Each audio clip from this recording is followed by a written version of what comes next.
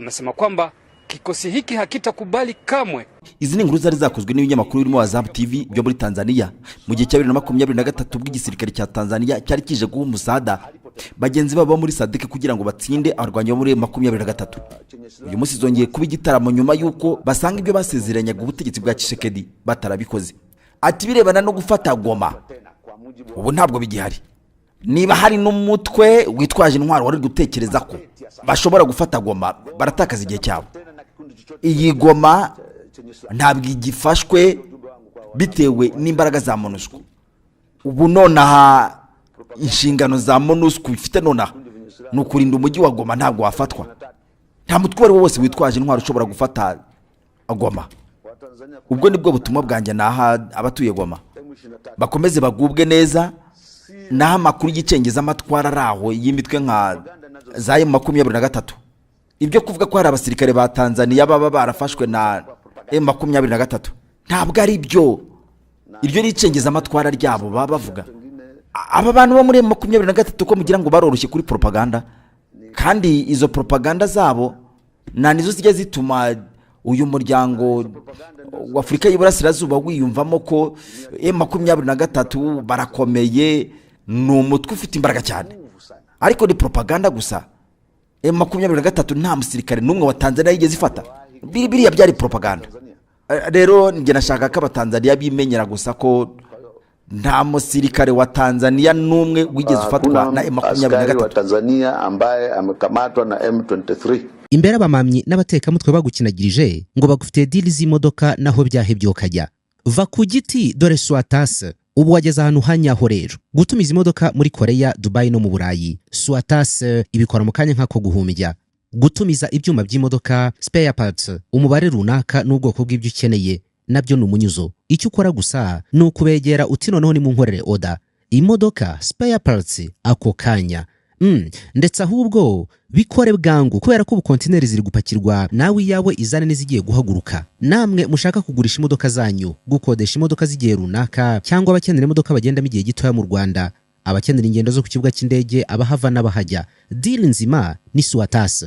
Iri soko ry'imodoka abantu barikiniyemo bihagije bazobaza abakiriya, ariko babikoze Swatas itaraza. Hamagara kuri 0788 67 85 97 cyangwa kuri 0787 02 45 13 cyangwa se ubasanga igikonda aho bakorera ku muhanda wo munsi y'uruganda rwa Mironko ku marembo ya Nayeb.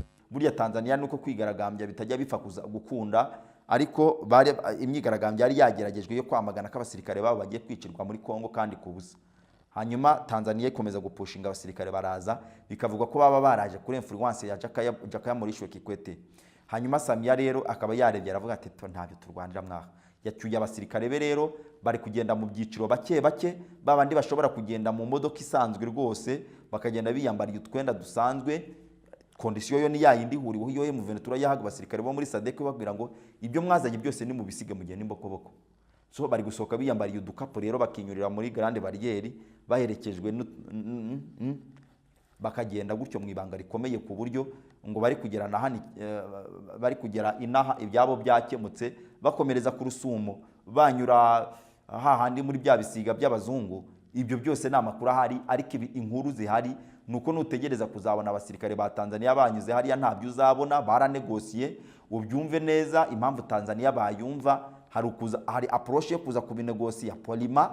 Tanzania numu character muri aka karere ujijishije ntiwamenya haba, ntiwamenya Tanzania nyine ibiraho tu, ibiraho ntabwo wamenye uruhande rwayo. Ariko Afrika y'Epfo murabyuka ko yari yasisibiranyije iri kuvuga iti ni mutubabarire mwe abasirikare bacu mwe kubashyira ku itangazamakuru, ni mutubabarire mwe be kunyura i Kigali kuko bikojeje isoni. Reka mwaritse bakanyura Igoma bati ikibuga cy'indege cyarapfuye, mwaritse bakajya kunyura, mwabaretse bakanyura mu bwato bakajya kunyura i Bujumbura. Batoya ntabwo tubyemera ibyo mu bwato, ntabwo iri yanzira iri safe, mutagerayo mukagaruka dore ari imbunda zanyu. Bati none basi mureke tunyuri i Kigali, ariko nyine basi nyine mutubabarire basi ntimushyireho kamera. Aha, bati ibyo bya kamera ibyo turabibemerera turazifunga. Hari abo mwabonye sera uretse imodoka nabonye nkubaganye zifata nabyo mu buryo butemewe. Ibuka za nzozi warota gukorera ahantu heza, utuye mu nzu nziza y'amakara bengerana. ryari hishukirwa rikumenyesha ko muri African Global Construction Limited tugufitiye amakaro akorwa n'uruganda rwa Millennium Tiles Uganda. Niba uri kubaka cyangwa ukaba uri kuvugurura inzu yawe, dusange muri African Global Construction tuguha amakaro afite ubwiza mu mabengeza ateye ubwuzu kandi mu moko atandukanye.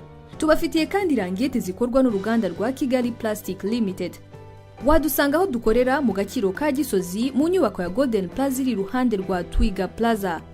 Wanaduhamagara kuri telefone 0788309274 no kuri 0788357073 cyangwa kuri 0788815596.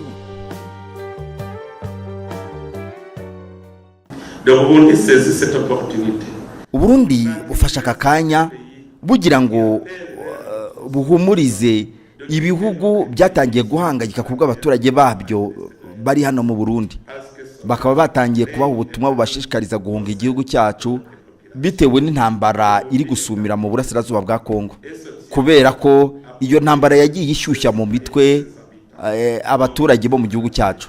Ubu igihugu cy'u Burundi ni igihugu gitekanye kandi kikaba kirajwe ishinga no kurinda abaturage bacyo, byo kimwe n'abaturage b'abanyamahanga baba mu Burundi. Tubifite mu muco wacu ko mbere yuko habaho n'intambara tuba tugomba kubanza kugerageza kuyihagarika mu mahoro. Mu twigoro twacu turi gushyiramo kugira ngo tureke ibihugu byacu bitajya mu ntambara, twagerageje uburyo bwo guhosha amakimbirane hagati y'ibihugu byombi tubinyujije mu nzira y'amahoro. Ibyo nibyo twagerageje kuva mu 2020 ubwo Burundi bwafataga umugambi wo gutangiza ibiganiro hagati y'u Rwanda n'u Burundi, kandi natwe tuzakomereza muri iyo nyurabwenge. Kugeza uyu munsi u Burundi ni igihugu kikiri gushaka kandi kifuza ko cyagirana ibiganiro n'u Rwanda kugira ngo tube twahagarika iyo ntambara mu buryo butuboneye twembi, kandi tubijeje ko niyo ubu buryo bw'amahoro butagera ku ntsinzi, u Burundi ubu nonaha icyo buri kugaragaza nuko icyo gihe cyabaye u Burundi bwagerageza kwirwanaho mu buryo bwabwo. Twari yawe ukaba udafitemo inzoga ya Goldberg, Hanson's Premium Light, Hanson's Premium Cider na rikeri ya Diamond Rock yihariye uburyohe ikaba indahiro y'abazi icyanga cya rikeri mu kuryoha. Waba wica business kuko wahisha abakiriya bawe akaryoshye. Kubifuza kuranguriza inzoga mwahamagara kuri telefone 0789994095 cyangwa 0792452890. Washaka ko bazikuzanira aho ukorera ukabahamagara kuri 0788303581. Wanabasanga aho bakorera Kicukiro muri koridoro inyuma gato yahubatse isoko ry'akarere ka Kicukiro.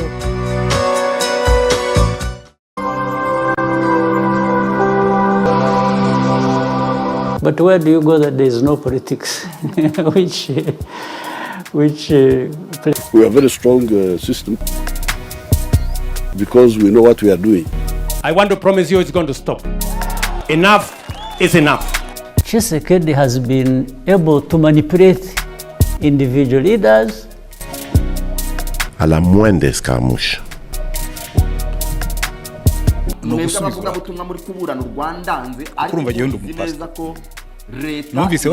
Dukurikire mu makuru, ibyegeranyo n'isesengura Urilonga na siasa.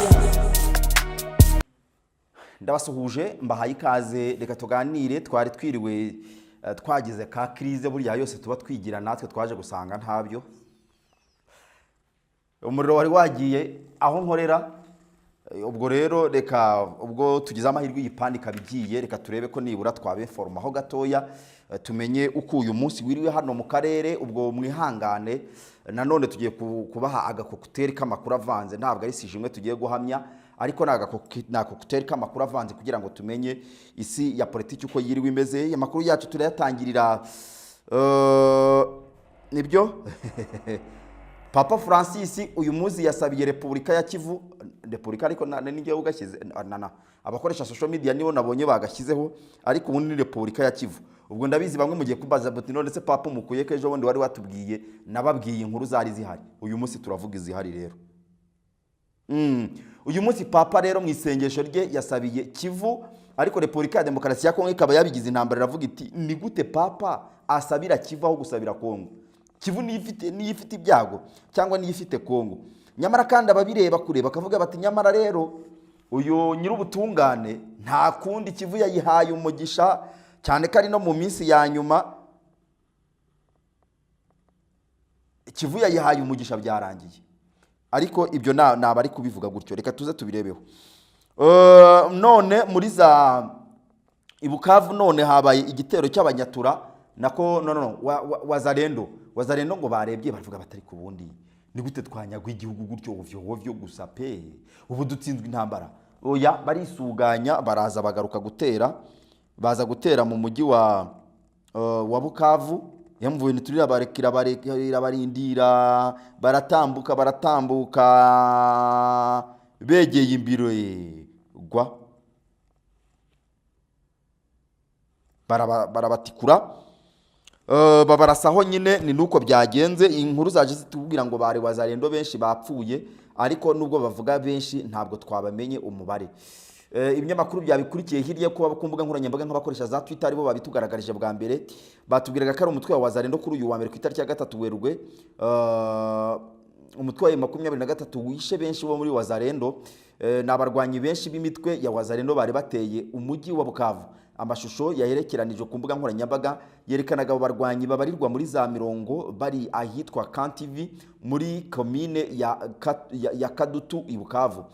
Amakuru aravuga ko abo barwanyi bari boherejwe n'uwitwa Foka Mike, nta muntu numwe wabashije gusubira mu misozi bari bateye baturutsemo kuko 23 yabishe bose. Ni nyuma kandi y'imirwano itamaze umwanya munini yasakiranije impande zombi. M23 ikaba iri kugenzura umujyi wa Bukavu yirukanye mu ihuriro ry'ingabo za Repubulika ya Demokarasi ya Kongo batarwanye kuva mu kwezi gushize. Kuva uyu mujyi wafatwa wagiye ugaragaramo bimwe mu bikorwa bihungabanya umutekano, birimo n'igitero cy'ibisasu byatewe ahazwi nka Place de l'Independance mu cyumweru gishize bikica abantu barenga 15. Batangiye ari 11 baza kugenda bapfa nyuma kubera ko ibikomere n'ibindi aribyo byaje kubagiraho ingaruka baza gupfa. So aho ngaho ni muri Kivu y'Amajyepfo aba bantu bapfuye, ariko ugupfa kwabo nako kukaba kwatumye abantu bongera kwibaza ese koko wazarendo yavuye ku bintu? Ese koko abo ku ruhande rwa Kinshasa bavuye ku bintu bemeye ko batsinzwe barekeraho, cyangwa se haracyari twa dutero shuma? Mwibuke kejo bundi nari ndi kubabwira ndi kwibagerereza n'u Rwanda, kuko ntabwo ibintu bibera muri hari hakurya tujya twirengagiza kubigeranya n'ibyabaye mu Rwanda, cyane ko harimo amasano menshi. Ariko mwibuke ko u Rwanda rukimara kubohorwa nyuma ya za 1994 nyuma guhagarika genocide yakorewe abatutsi no kubohora u Rwanda, mwibuke ko hakurikiyeho udutero tw'abacengezi bakagira n'uduce tumwe na tumwe t'u Rwanda bafata. Abasirikare abagaba b'ingabo barwanye izo ntambara barimo ba Retired James Kabarebe, Retired General James Kabarebe, bajya batubwira uduce twabaga twarafashwe, iyo za Nyamasheke, iyo za Rubavu, iyo za ubwo ni Gisenyi, Defoma, Gisenyi na Ruhengeri, barabitubwira. So na hariya rero ubwo M23 nibe maso kuko igomba guhangana n'intambara y'igicengezi. Baba barire tubyite gutyo, bagomba guhangana n'intambara y'igicengezi, infiltration, kubadobereza. Kandi kubadobereza nabyo babifite ikindi gisobanuro, kuko kuba ari ukurema amakesi bakababwira bati mwababonye zanyeshyamba zafashe ubutegetsi, mwazibonye ko ziri kwica abantu, hari no kwinjirira kandi bakica abaturage, mwababonye ko abantu bari gupfa. Hejo muri Kinshasa mwabonye bimwe by'Ibukavu bavuga bataha hari cyo mutiboneye se nimubona ko abantu bari gupfa bateze. Ntabwo kandi nyamara rimwe mwabateye ibisasu batari ko nibo bari babahamagaye mu nama, ugasanga urubanza rwabaye rurerure. Nubwo turi kuganira ku nkuru za gutyo gusa turi kubabwira, ariko turaza kwibuka nanone inkuru nyamukuru tuza kuganiraho Tanzania burya ngo mwibanga rikomeye cyane, mubwira nanjye ntari bwisanzuremo cyane. Mwibanga rikomeye Tanzania ngo yaje gusaba ko M23 y'abasirikare bayikajya bacyura buhoro buhoro bake bashobora kugenda muri kwasteri da, bake bashobora kunyura ku kibuga cy'indege, bake bashobora gusohoka biyambariye udutiriningi n'udukabutura n'udukapu twabo bisohokeye, hanyuma M23 ikabasohora mu modoka Coaster cyangwa iki, bagasohoka bakanyura kuri Grande Barriere ya Clonish, bakomeza bigendera mu ibanga rikomeye. Muza kureba murabona ku mbuga nkoranyambaga ko hari abantu batangiye kuvuga Tanzania neza, batubundi Tanzania yo kwa Mama Samia nta kibazo yagiraga, Tanzania yagize ikibazo kubera Kikwete. Ntabwo biri kure y'ukuri, ariko se nanone reka tuze tubirebe. Nanone muri Kivu y'Amajyaruguru turabihuza n'uruzinduko rwa General Muhoozi Kainerugaba, umugaba mukuru w'ingabo za Uganda uri mu Rwanda. Igisirikare cya Uganda UPDF kuri iki cyumweru cyatangaje ko cyohereje izindi ngabo muri Repubulika ya Demokarasi ya Kongo mu bikorwa byo kurandura imitwe yitwaje intwaro ikorera mu bice bitandukanye bya kiriya gihugu. UPDF yavuze ko ziriya ngabo zoherejwe mu mujyi witwa Mahagi wo mu ntara ya Ituri iri mu majyepfo ashyira uburasirazuba bwa Kongo. Umuvugizi wayo Brigadier General de Brigade Felix Kurayige yabwiye ibiro ntaramakuru by'Abafaransa AFP ko abasirikare ba Uganda bamaze kwinjira i Mahagi kandi ngo nabagiye kugenzura uwo mujyi. Kurayige akaba yasobanuye neza ko leta ya Repubulika ya Demokarasi ya Kongo ariyo yasabye Uganda kuyiha abasirikare bo kuyifasha gucunga umutekano nyuma y'igitero umutwe wa Kodeko wari wagabye muri uriya mujyi ukica abarenga 51. Abarwanyi bo mu mutwe wa Kodeko bakaba bavuga ko barwanira inyungu zabo mu bwoko bw'abarendu biganjemo abahinzi, bemeza ko babangamiye abo mu bwoko bw'abahema biganjemo aborozi. Uganda yari isanzwe ifite izindi ngabo muri Kongo zibarirwa mu bihumbi. Ni ingabo kandi zoherejweyo biciye mu masezerano yasinywe n'ibihugu byombi, ahanini yarashingiye ku kurandura umutwe w'iterabwoba wa ADF ukomoka i Bugande. Uganda ivuga ko ifite amakenga y'uko intambara iri muri Kongo ishobora gukwiragira mu bindi bice byegereye icyo gihugu. Ni mu gihe muri iki gihugu hasanzweyo ingabo z'ibindi bihugu zirimo iz'u Burundi. Abahanga bavuga ko bishobora gukurura intambara ikaze nk'iyahabereye mu myaka y'1998 no mu myaka kugera muri 2003. Ubwo icyo gihe ibihugu byinshi bya Afurika byari biri muri Kongo. Nababwiye ko iyi ntambara Uganda yohereje ingabo muri Ituri, ariko mbere yo kohereza ingabo muri Ituri hari iki? Muri Ituri n'ubundi niho General Muhoozi yari ari kuvuga ko abarwanyi bari muri uriya mujyi bagomba gusarendinga bakamanika amaboko. Abarwanyi ba Kodeko na ADF bagomba kumanika amaboko. Niba batabikoze vuba nibitegure ko UPDF igiye kubarasaho. Nyuma yagiye akomeza avuga ko noneho message ze zibari nyinshi ntabwo zose twazitaho, cyakora turareba iz'ingenzi kandi zihura no kuri. Nyuma yaje gukurikiza ubundi butumwa buvuga ko ibice byose bikora kuri Repubulika ya Demokarasi ya Kongo, ibice byose bya Repubulika ya Demokarasi ya Kongo hariya kuri Ituri ndetse na Rubero Nord bikora kuri Uganda, ko byose nta muntu ushobora kugira ikindi kintu abikoreramo atabiherewe uburenganzira na Uganda. Nyuma y'ubwo message yaje gukurikizaho izindi message ziri kuvuga ko hariya bagiye kuhatangiza igitero karundura bise Operation Fred Rwigema. Bavuze ko ari Operation Fred Rwigema. Ibyo byose no bihuza n'ibiriho rero ntabwo bitandukanye n'intambara. Ariko nanone bihuye n'ibyo ngibyo, hari ibiganiro numva nigeze mbaha, ariko ndi kubereka icyo gihe twari turi gukorera ku ikarita, nari ndi kubereka uburyo intambara iri kubera mu burasirazuba bwa Kongo. Hari conspiracy ariko tutatandukanye n'ukuri kw'ibishoboka itwereka ko ibi bihugu byose bibodaringa na Kongo byaba kuko byiyumvamo ko buri gihe biri menase bitewe nuko hari abarwanya ubutegetsi bwabyo.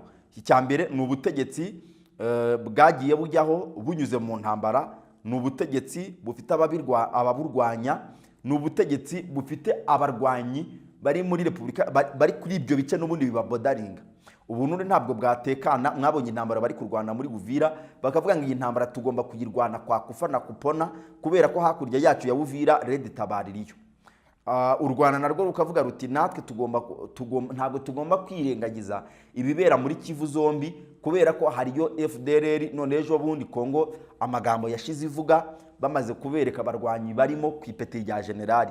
Buriya kiriya kintu kirakomeye, uretse ko nabonye ntabwo navuga ngo ntabwo byahawe agaciro, ariko ku rwego mpuzamahanga byarakagize, kuko nk'ubu none nakubwira ko rofete yuko u Rwanda rwakomezaga gutaka ruvuga ko rufite abantu bari ku Rwanda hariya hakurya muri Kongo barwanira kuvuga ko bagomba gukuraho ubutegetsi mu Rwanda, kuvuga ko bagomba kugaruka mu Rwanda kwica abatutsi, kuvuga ko no muri Kongo naho tukahabona tentative yo kwica abatutsi muri genocide, bifitanye isano ya bugufi n'ingengabitekerezo nk'iyatangiye gucurwa mu Rwanda, kugeza genocide ikorewe abatutsi ishobotse mu 1994. Abayitsinzwe nibo nyuma yo guhagarikwa nibwo ubutegetsi bwari buriho bwari bwagiteguye bwatsinzwe buhungira muri Kongo. Iyo Kongo none niyo ikubera muri ibyo bintu. U Rwanda duti rero natwe ntabwo turi safe, ndetse turashyiraho security defense, security measures ntizivugwaho rumwe na Kongo, ariko byagera ku ruhando mpuzamahanga ibihugu bikavuga biti oya, Kongo yavuga yareka igihe gifite FDLR muri Kongo. U Rwanda natwe ntabwo twarukondana kuba ruvuga security measures, kuko barwagira security measures, ibyo ni uburenganzira bwabyo tutababuza, cyane ko izo security measures aho Kongo itakivuga ko ariho ziri, niho Kongo iregwa kuba yarananiwe kujera kwamenaja umutekano waho, ahubwo ugasanga insecurity yaho ibaye menace kw'ibyo bihugu. Turakomeje noneho nitureba noneho Kivu y'Amajyaruguru urenze za Rucuru, ubwo no guhera za Butembo, no guhera za uramugi wa Butembo na Rubero, uri kureba na hano za Ituri, hariya ni ku bice bibodaringa na Uganda. Ibice bibodaringa na Uganda nibyo birimo abaturage abahema Kongo yangenga bitekerezo n'ubundi riyo bakabica babita abahima, ariko nabahema ari no guzumva bayita lehuma. Ibyo bintu rero Uganda ikomeza gutaka. Ejo bundi nababwiye hari video ya Andrew Mwenda yari yashyize kuri Twitter yirabyemera. Buri izi social media zifite ibyo, hari ibyo ushobora gukorera hano hariya ntubihakorere. Urugero nk'ayo mashusho yanyuje kuri YouTube bahita bayifunga ku rwego rukomeye cyane bakanayisiba, chano yose bahita bayisiba. Ntabwo twafata risk yo kubereka ayo mashusho, ariko yari amashusho barambitse abantu bababohiye inyuma kandoyi, babarambitse hasi, harimo abakobwa beza we bari kubakubita amasupana. Niba ari amasupana nabonaga ari ibyuma bimeze n'ibyuma binini cyane, ni bibi cyane no kubisubiramo ntacyo bimaze.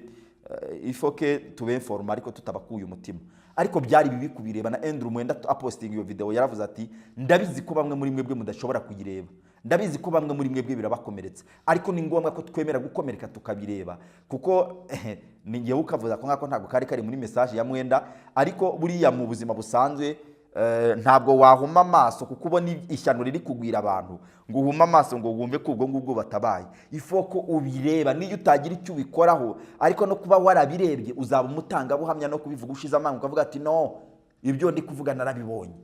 So iyo video rero Andrew Mwenda yarayigaragaje aravuga ati nimwihangane bibakomeretsa ariko mubibone. Ariko yari video biteye ubwoba, bari abantu baryamishije hasi bababoshye bari kubakubita amasupana. Icyaha cyose waburega abo bantu, ushobora kuvuga ko ari abajura, yes. Ushobora kuvuga ko bafite ibyaha bya politike, yes. Ushobora ibyaha byose waba ubashinja. Abana n'abagore bari bakikije abantu, igikundi cyari gikikije aho ngaho kireba bari kwica abo bantu. N'uwo nabonaga yambaye imyenda ya FARDC, ariko niba atari FARDC n'umuzari ndoko yari ahetse imbunda, ese kuki atabarashe? Ariko ibyo nabyo byaba ari ya stupidity nka bya bintu umukuru w'igihugu ajya asubiramo nyine bya wa mukecuru intera hamwe zabaje ziti turakwica gutese hitamo. Arabare baravuga ati n'urwo mwapfuye sirukeye kurambaza uko unyica nkaho kundeka ngombeho byo bitari muri option ishoboka, uranyicira icyubundi. So rero abo bahema bari gupfurwa ngurwo nibejo bundi nyakubahwa Minisitiri w'Ububanyi n'Amahanga n'Ubutwererane bw'u Rwanda Ambassadeur Olivier Nduhungirehe yaraherutse kuvuga ari muri Loni ejo bundi muri iki cyumweru kivuyemo. Hanyuma avuga ko impfu ziri gukorerwa abanyamurenge bayizewe nabo bari kwicwa mu byibuke. Ndi kubona kuri Twitter zabo bari kuvuga ko abanyamurenge i Kongo bari gukorerwa ubukangurambaga n'iyi mitwe ya ba Mayi Mayi na Wazalendo bakavuga ngo nimuze tugende tujye kubarangiza niba bari kuduteza iyi ntambara, kuko mayimayi rega irabizi irimo hariya muri za Uvira no hejuru mu misozi mirembire. Niba ramuka batewe murebe ko niba M23 ibice yafashe byose byarimye ubuturo, byarimye intaho. Aba bantu bo muri Kodeko pabo muri Kodeko muri ya mitwe yose tuzi yarwanyaga leta, ndetse ahubwo abenshi byagiye bibihutishiriza guhita ko bihutira mu kintu cyitwa Wazalendo. Mwibuke ko Wazalendo kubaho kwayo no gushoboka nibyo hari koru y'ubutegetsi bwa Kinshasa ari kuvuga ngo nimuze dukora umutwe wo kurwanya M23, ariko nabo bwabo abenshi ngenda byibuka barimo izitwa za APCRS, abenshi bihutiye guhita ko bajya kwiyunga ku butegetsi ku gisirikare, bavuga kwiyunga kuri Wazalendo kugira ngo bafashe M23 kuko bari kubona ko M23 yabaye menace. Hanyuma rero nibyo byanageze muri Kivu y'Amajyepfo, noneho hariya by'umwihariko muri uriya mujyi wa Uvira Wazalendo bari abamayimayi bose za Yokutumba Biroze Bishambuke ntabwo nzizi zose kuzitondeka, baravuga bati none ko twirwaneho nayo yaje, kandi twirwane ikabiri kuvuga ko igomba kurwana kugeza imisozi miremire na Uvira bifashwe, twebwe turasigara hehe? So option isigaye ni ukuvuga ngo reka tujye kwica abanyamurenge, ariko ntabwo ariyo option isigaye mu mitekerereze yabo, niko babyumva. Ariko na option isigaye bashobora gusaba imbabazi, bashobora kudekarara bakavuga bati twasanze turi abavandimwe turapfuza, duhagaritse intambara twabarwanyagamo, twatsinzwe. Ese bari abasirikare bo bari abasirikare twabonye bishyikirije M23 buriya muzingo biriya n'ububwa rero? No, ntabwo biriya ari ububwa. Abenshi mwabonye ko ubungu bari kubwiriza ivanjiri nziza yo kuvuga ko ubutegetsi bwa Kinshasa bwabaye bwo kubica, bwabaye bwo gukurura umwiryane, bwabaye bwo kuboshya, na cyane ko noneho babona ko bafasha gutsinda iyo ntambara batabishoboye. Rero mayimayi nayo iramutse igize agatima k'ubumuntu bakibuka ko bari abantu ari abavandimwe babo, se bajya bimbwira ahangaha akambwira ko babaragiriraga inka, babahaga amata bagakama, bagiraga gute.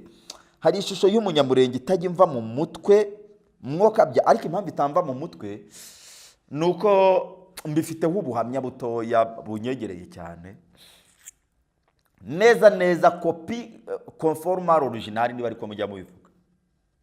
Abanyarwanda niyo sano ya bugufi yo kumva aba bantu bo muri Kongo.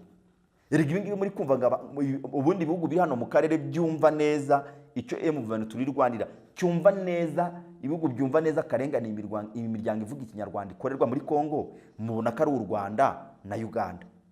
U Rwanda d'une façon obligatoire rurabitegetswe, ariko burya Uganda ntabwo biri terke,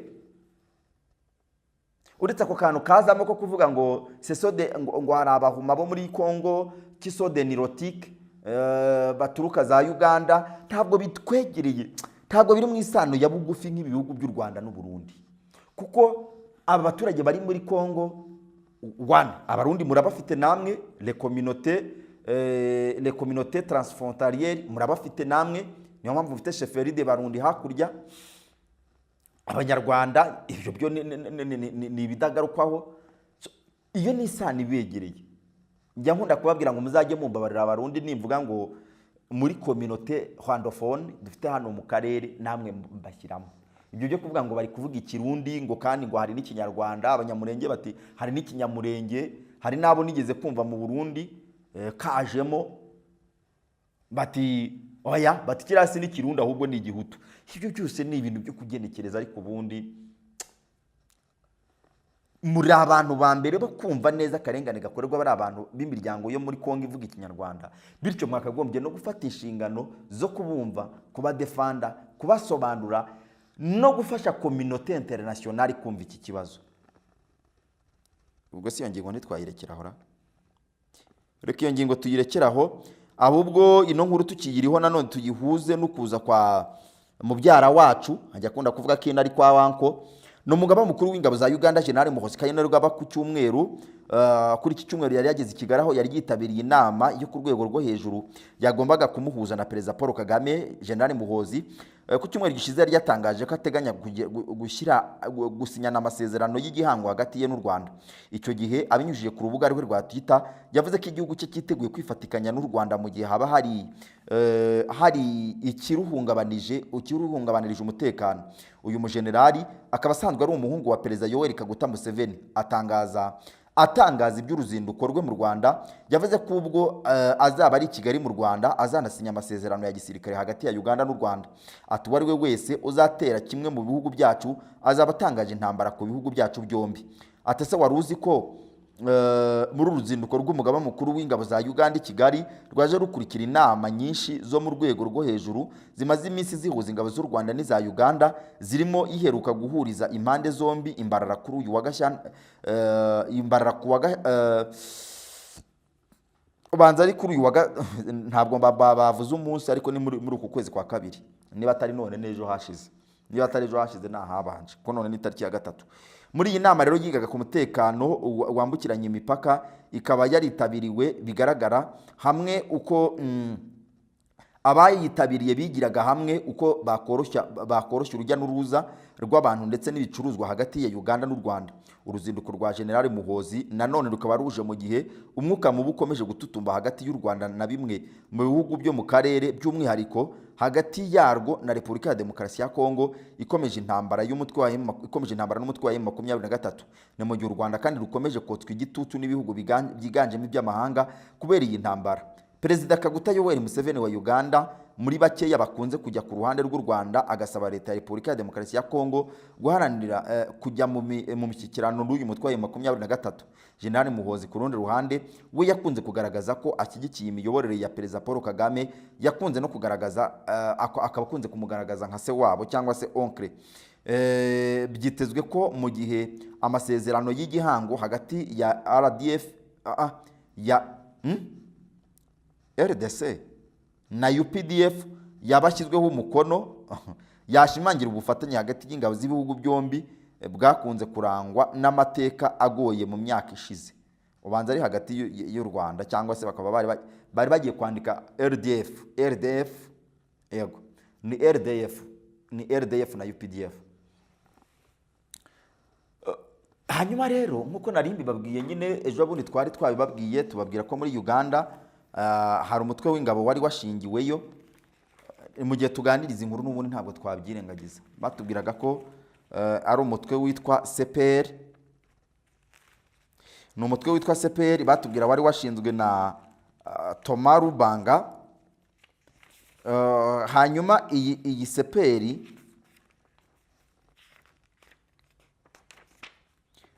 CPR yari yashinzwe na Thomas Lubanga.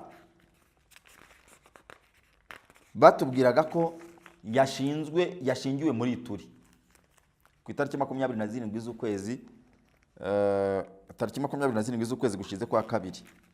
Uyu Thomas Lubanga akaba nawe ni umugabo utari mutoya mu ntambara zibera muri Kongo. Batubwiraga ko ari ku itariki 27 z'ukwezi kwa mbere 2024 muri Repubulika ya Demokarasi ya Kongo. Icyo gihe hari havutse umutwe witwaje intwaro muri iki gihugu mu ntara ya Ituri gabana na Uganda. Icyo gihe umuvugizi w'ingabo za Kongo mu ntara ya Ituri Jules Ngongo yari yabibwiye ibinyamakuru byo muri Kongo. Uyu mutwe witwa Coalition pour la Révolution Populaire CRP, ukaba uyobowe na Thomas Lubanga. Thomas Lubanga mu 2012 ICC yari yamuhamije ibyaha by'intambara ndetse no gushyira abana mu gisirikare. Muri politiki yabaye muri za UPDF, akaba yarayoboye n'urubyiruko muri Ituri. Yabayeho umudepite provincial cyakora Kinshasa insinzi ye barayanze. Mu 2000 nibwo yagiye nanone mu mutwe wa politiki wa Rassemblement Congolaise pour la Démocratie RCD. Iyi RCD yaje kuvamo CNDP kugeza kuri nibyo RCD CNDP M23 ya mbere M23 ya kabiri ari iri kurwana uyu munsi bifitanye amasano. Uyu mugabo Thomas Lubanga akaba yaje kuva muri RCD ajya muri Force Patriotique pour la Libération du Congo ya Bemba. Uyu Jean Pierre Bemba nawe yaje kuyisesa nk'ingurane yo kuba Tshisekedi yari amwemereye, kungurane yuko Perezida Tshisekedi yari amwemereye kumuha umwanya wa politike amugira minisitiri w'ingabo mu 2021 umwanya yaje kuvaho nanone Tshisekedi amubwira ati va ntacyo uri kumfasha. Thomas Lubanga nyuma yaje kure mu mutwe we bwite noneho wita l'Union des Patriotes du Congo UPC, ariko ahangaha nabwo abanyekongo bakavuga ko nanone iyi UPC yari ishyigikiwe na Uganda. Mu 2006 Lubanga yaje gufatirwa muri Kongo ashyikirizwa CPI mufunga imyaka 8 noneho bamurekura bamufashe mu 2012. 2006 nibwo bashyizeho impapuro zo kumuta muri yombi bamufungura mu 2020 yari amaze mu imyaka 8. So bamushyiriyemo imiyaga. Afunguwe rero yakiriwe na Perezida Tshisekedi ndetse nyuma yuko yaravuze ko ari we yavugaga ko ari kubera ko yaravuze ko ashyize politiki yo kugarura amahoro muri turi icyo gihe yari yarayikize mu bihe bidasanzwe by'ubutegetsi bwa gisirikare etat de siège. Mu 2023 Lubanga yego yaje kuba umudepite nari mbivuze, ahubwo ubu ngubu mu kwezi kwa mbere k'uyu mwaka raporo ya Loni yari yamusohoye iri kuvuga ko yari ari gukorana na AFC. Icyo gihe bari kumuvugana na wa mukoloneli witwa Kayina njya mbabwira wabaye muri M23. Abangaba rero bakaba bavuka muri ya miryango yo muri Kongo ariko ifite inkomoko i Buganda, ahubwo ikaba yarisanze muri Kongo kuko igabanwa ry'umupaka ibibazo bahuriraho n'ubundi nabari abantu muri M23 n'abanyamurenge. Ibyo birakumvisha rero ko niba Kainerugaba bavuga ko bari muri operation Rwigema, niba batangije operation Rwigema kandi mu mpamvu bari kurwana bakaba harimo no kuvuga ngo aba baturage dufitanye amasano bari kwicwa twabakorera iki. Ibyo bintu byumve rero. Okay, hanyuma rero tugana ku musozo nari nabibabwiye none uyu munsi Papa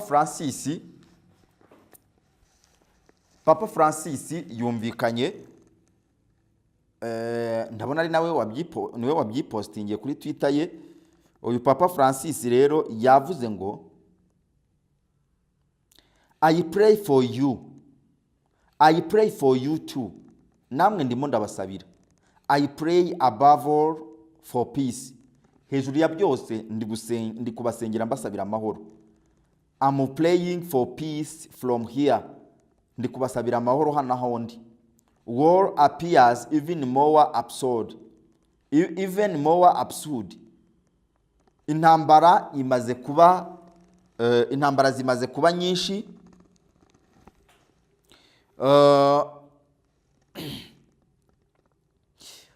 Let us pledge for martyred Ukraine. Reka dusengere abanya-Ukraine bapfuye bazira gukunda igihugu cyabo.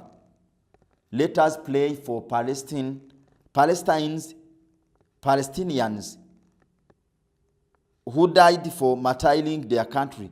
Bapfuye bazira kwitangira igihugu cyabo.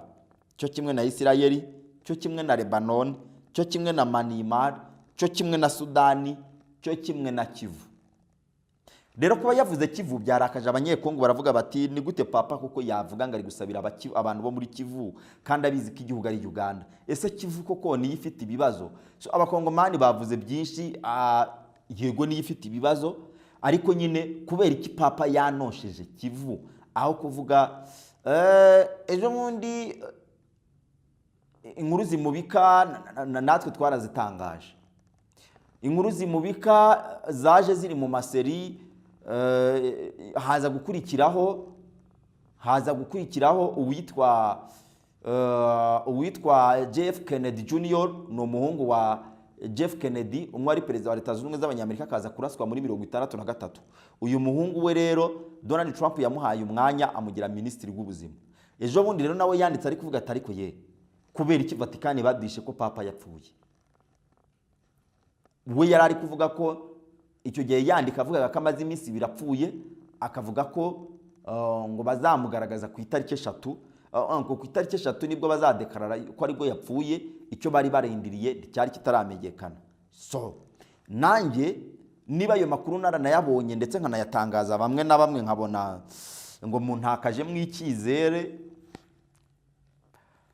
ariko dutangaza amakuru ahari yatangajwe, kandi inkuru idafite source burya ntabwo nteze kuza kwicara hano ndi kuyibabwira. Icyo gihe rero musubire mu nkuru nari na breakinze navugaga source yariyo. Icyo gihe rero nimba bari kubivuga ariko nyuma bakaza gusubiza akarenge inyuma, ibyo nabyo twazabivuga nyuma. Turategereza tukareba ikizindi nkuru zizaza zibivugaho, kuko byanze bikunze ntabwo isi yose ihumye, hari ibintu bitagenda inaperse. Ahubwo either hari kuba papa ariwe wabyivugiye cyangwa se hari undi wabimuvugiye mu mazina ye muri ya gahunda ya Jeff Kennedy atubwira yo kuvuga ati nyamara uyu muntu ntakiriho, ahubwo mu rwego rwo kugira ngo babanze banonosore ibyo bita kari ibyo papa agomba gusiga mu nzira atunganije, kuko bakiri kubitunganya kubera ko uburwayi bwari bwamufashe gutyo. Muri ukarindi imihango bari kunonosora, ikiriyo babanza kugitegura ibiki. So Kongo nk'igihugu yagendereye mu misi ye ya nyuma ni ingenzi by the way, yaje muri Kongo ubundi yagombaga kwakirirwa hano muri iki kibaya kiri hano hakurya za Busasamana, niho yagombaga kwakirirwa, ariko kubera intambara ya M23 yari irimo bituma nyina atahagera, bajya kumwakirira hirya iza Kinshasa. Ariko urumva ko Kivara yizirikana, Kivara yizi, niyo mpamvu rero wumva nayisengera. Bamwe bakabona ko rero papa kubasize ayivuze ari ukuyisabira umugisha, ni ukuvuga ni ukuyihesha umugisha, ku buryo nyuma y'ijambo yavuze abantu babonye ko Kivu rwose ari igihugu gishoboka. Kivu ni igihugu gishoboka, ni igihugu gishoboka mu gihe izindi coincidence zihari ziri kugaragaza iki. Reka tuzirebe. Izindi coincidence zihari ubundi baratubwira ko niba ari na Repubulika ya Kivu, ni Repubulika ya Kivu ariko igomba kugenda ikazagera no muri Katanga. Uyu munsi hari AFC Grand Katanga, muzajye mubakurikira, bavuga ko ari AFC ishami rya Katanga. Batangaje bari kuvuga ngo byihutirwa population de Kalemi, Kamina, Lubumbashi, Kolwezi ndetse na Likasi. Voici ubwo barabwira abaturage bo muri Kalemi, Kamina, Lubumbashi ndetse na Kolwezi na Likasi, bati voici les signes observés de la semaine prochaine. Dore ibimenyetso twabonye by'icyumweru gitaha. Évitez les pillages, mureke ubusahuzi. Faites de suffisamment de provisions alimentaires. Muhahe byinshi, mukore stock, muhahe byinshi. Évitez les déplacements non essentiels. Muzirinde kugenda bitari ngombwa. Ingendo zitari ngombwa muzihorere.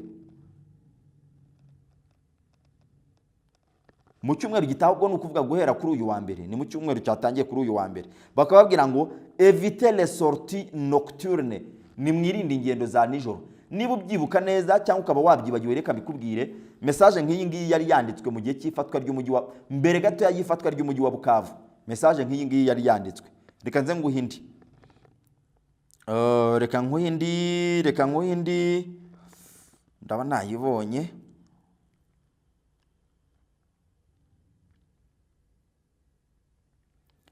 Aha, byo muri Kenya nabyo na Kongo ndaje mbabwire turi gusoza. Okay.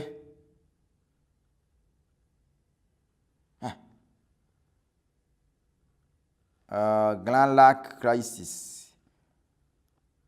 Grand Lac. Great Lakes crisis. Yego. Abo kuri Great Lakes crisis ndabona inkuru yabo bayisibye. Reka dukomeze turebe. Uyu witwa Fani waratubwira ngo iki? Nahageze.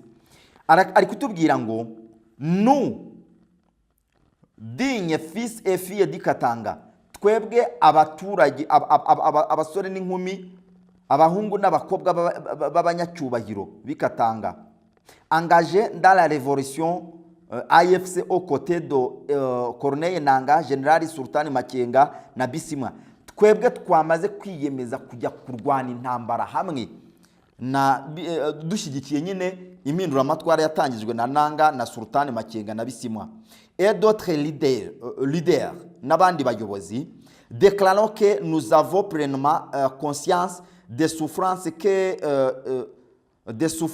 que vous endurez sous le régime actuel. Turagira ngo tubabwire ko tubatangarije ko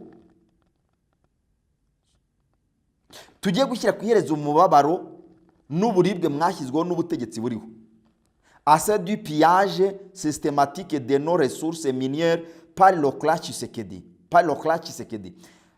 Ubujura twagiye dukorerwa bw'imitungo kamere, amabuye y'agaciro yacu yagiye yibwa n'abo mu muryango wa Tshisekedi. Assez du tribalisme et de l'injustice qui divise notre nation. Ubu ivanguramoko, tribalisme, ivangura rishingiye ku moko rigomba guhagarara, ndetse n'ubutabera bwaje guca mu igihugu cyacu mw'ibice. Assez des emprisonnements arbitraires et des assassinats de nombreux Katangais. Uku gufunga abantu bataburanishijwe, gufunga abantu barenganya, ndetse n'ubwicanyi bw'abanyakatanga benshi bugomba guhagarara. Assez des exils forcés, karagiye, assez des exils forcés et du détournement de la Jekamine. Nibasigeho gusahura ya Jekamine icukura amabuye y'agaciro, ndetse no gutuma abaturage benshi bajya mu buhungiro. Les Katanga se lèvent pour sa libère. Katanga yahagurutse kubwo kwibohora kwayo. Et sa dignité, nous sommes déterminés à libérer notre communauté du joug du régime Tshisekedi. L'ère de la révolution a sonné. Batangiye kumva alarme sonete d'alarme, ngira ngo niko bavuga. Batangiye kumva sonete d'alarme y'ukwibohora kwabo, kuri bukwibohora kwabo kwahageze. Bakavuga ngo Katange unisonu, abanyakatanga nimutwiyungeho, notre venir est en train de nommer. Ahazaza hacu harageze ngo tubafate mu biganza byacu.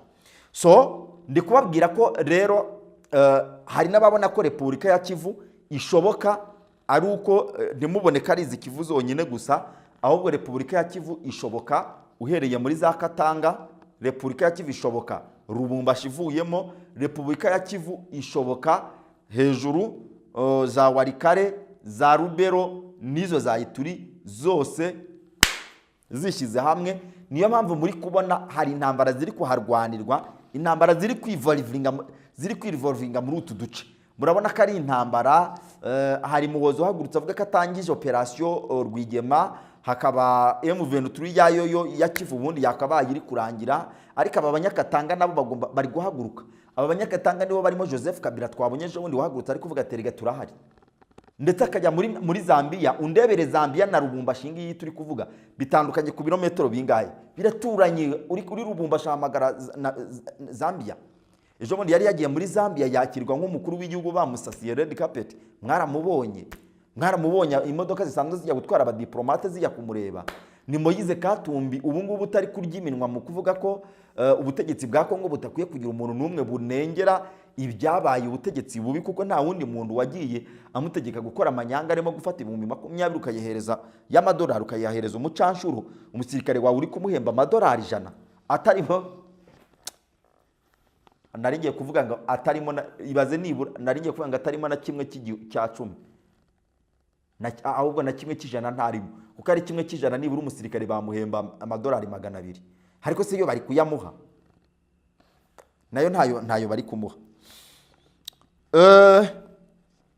So iyo niyo situation nabaha. Cyakora indi nkuru nayo tuzakoraho ikiganiro ku buryo burambuye, tutavanga n'iyi ngingo, ariko no kuyibreakinga gusa tukayibabwira. Nuko inzego z'ubutasi zamaze zo muri Kenya zatahuye ko yamyigaragambya Gen Z yari yateguwe na Tshisekedi ari kumwihimuraho, kubera ko AFC yashingiwe iwabo ku itariki 15 z'ukwezi kwa 11 mu 2023 yamusaba no kubata muri yombi, akababwira ati ntabwo twari tuzi ko muri kubashakisha, hari impapuro se burya zibata muri yombi mwadushyiriyeho ntazo mwaduhaye, batise kuba tutarababahaye niyo mpamvu zatuma mutabafata. Atoya, ntabwo twabafata kuko twebwe hano iwacu itangazamakuru ririgenga, ntabwo tujya twivanga mu gitangazamakuru rikora, nanjye mujya mubona ko rintuka rinkora ayo rishaka. Ati rero biranukwishyura ukizana mu itangazamakuru, ntabwo twivanga mu kazi kabo, cyo kimwe no kuba societe civile yakora ibyo ishaka. So iyo nkuru rero abo muri Kenya babimenye, inzego z'ubutasi zabo zabiberetse, ubwo nabyo twazabishakira undi mwanya uhagije kugira ngo tubiganireho. Reka dusoreze rero kuri ya nkuru nari nababwiye. Ni inkuru iri kuvuga ko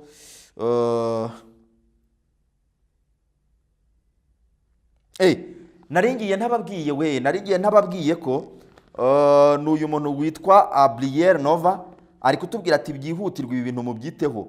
Reports indicate that Banyamulenge communities in Uvira are facing brutal attacks and killings simply due to their ethnicity. Ati abaturage b'Abanyamulenge muri Uvira bari kwicwa kubera gusa ubwoko bwabo. This alarming situation raises serious concerns about ethnic violence in the region. Ati rero ati binibihe nanone biri gukangurira abantu kurushaho kumenya birushijeho ikijyanye n'urugomo rwibasira abantu babajije gusa ubwoko bwabo muri aka karere. Notably Justin Bitakwira ati noneho by'umwihariko ati byakomeye kubera ko uyu Justin Bitakwira known for his hate speech against the Tutsi, uzwi cyane kubera imvugo ze zihembera urwango rwo kwanga abatutsi, once used national television and radio to incite violence against Kinyarwanda speaking Tutsis. Ati ajya nabikora kuri za radio na televiziyo ku manywa y'ihangu ari gushishikariza andi moko kwanga abatutsi bavuga ururimi rw'Ikinyarwanda. Shockingly, he was now being appointed as the leader of Wazalendo in South Kivu, putting his dangerous rhetoric into action. Ati noneho rero ati mu buryo bukomerekeje cyane ubu noneho byakomeye kubera ko ari we wagizwe umuyobozi wa Wazalendo muri Kivu y'Amajyepfo, akaba abonye urugari yo kujya noneho uburyo yari yarigizemo intyoza mu kuvuga amagambo, noneho agiye abikoresha, agiye kujya ahawe urubuga rwo kujya abonaho ahemberera urwango rwo kwanga abatutsi no kubagirira nabi. We must not remain silent. Ntago tugomba kubireba ngo duceceke mu gihe innocent lives are at risk. Ubuzima bw'inzirakarengane buri mu byago. The world must act now. Bati rero isi igomba kugira ikikora ubu ngubu. Justin Bitakwira ni wumva bari kumuvuga gutyo ntabwo by the way byaba bibabaje kurushaho kuko niba yagizwe umuyobozi c'est à vérifier. Umuntu uza kugira handa bibona ze kumbwira c'est à vérifier, ariko sindekereza ko uyu muntu yabitaginga gutyo ko kugirwa umuyobozi ntabwo ari ibintu byibanga. Ariko ikikomeye kurushaho nuko uyu Justin Bitakwira ejo bundi muribuka mu ifatwa rya tuno duce twa hano za Ihusi, twa duce twari tubanziriza Bukavu twari twafashe ubwo turi kunyisoba za Karehe, nibyo za Karehe za Minova, mbere yuko hafatwa cyane cyane muri Karehe na Ihusi. Minova bafata Minova, icyo gihe umuhungu wa Justin Bitakwira yaguye muri urwo rugamba, yari umusirikare. Umuhungu wa Justin Bitakwira yaguye ku rugamba ari kurwana ku ruhande rwa Wazalendo cyangwa FARDC, sinzi aho yarari. Urumva rero niba yarapfuye uyu Justin Bitakwira akaba agizwe umuyobozi, azaza avuga ko aje kurwanira mu ntambara yo babyita kugira gute harya. So bishobora kuzaba ibindi bintu bibi cyane kandi bikomeye. Abonye rugari nyine rwo gukoreramo uriya mugambi we. Nibyo ngibyo. Indi link ndabona ntari kuyibona vuba kugira ngo tugivugaho twigendere, ariko ni ibintu twavuga nyine tutagombye no kubireba kuko byari byavuzwe cyane. Ni inkuru zari zavuzwe ko abasirikare ba Tanzania muri byibuka muri cya cyiciro cya mbere. Tanzania iri mu bantu bari bafite abasirikare ngira ngo bagiraga kuri 70 ko abantu bari bafite mu makeya ni Malawi. Tanzania rero yari ifite abasirikare bari bagiye ariko bagenda banyuze mu Rwanda muri cya cyiciro cya kirimo abasirikare 195. Ubu none aha rero inkuru hari wamenya nuko aba basirikare Tanzania yatangiye kwiga uburyo bwa bucece bwo kubacyura. Irabafatira batahana, ikaba iri kubatahana mu ibanga rikomeye ivuga iti twebwe